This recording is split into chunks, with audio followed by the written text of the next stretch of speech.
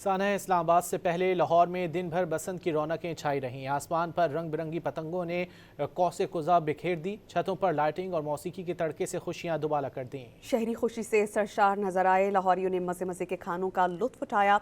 Senior वजीर मरियम औरंगजेब ने पतंग भी उड़ाई और कहा कि मरियम नवाज और उनकी टीम ने 1.5 साल दिन रात मेहनत करके बसंत के त्यौहार को मुमकिन बनाया।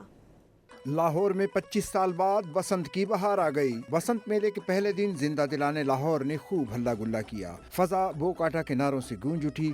छतों पर लाइटिंग और मौसीकी के तड़के ने मजा दोबाला कर दिया। आसमान पर रंग बिरंगी पतंगों ने समा बांध दिया। बच्चे, खवातीन और बूढ़े भी जश्न मनाने में पीछे न रहे। अंदरून लाहौर में तारीखी आसिफ जाह हवेली में शहरियों की बड़ी तादाद बसंत की तकरीबात में शरीक हुई। सीनियर सूबाई वजीर मरियम औरंगजेब भी गुड्डी उड़ाकर बसंत फेस्टिवल का हिस्सा बनी। मरियम औरंगजेब ने फैमिलीज और बच्चों के साथ तस्वीर भी बनवाई। उन्होंने कहा कि वन गवर्नमेंट अप्रोच हुकूमत के तहत महफूज बसंत यकीनी बनाई जा रही है। जितना आप काम देख रहे हैं एक महफूज बसंत का, ये 1.5 साल की मरियम नवाज शरीफ की मेहनत है। इसके ऊपर पूरा निज़ाम वन गवर्नमेंट अप्रोच के साथ इस वक्त काम कर रहा है। एक सिक्योरिटी प्लान इन प्लेस है। 14 लाख मोटर बाइक के ऊपर सेफ्टी रॉड्स लग चुके हैं। इस्लामाबाद समेत दीगर शहरों से भी लोग बसंत मनाने लाहौर पहुंचे।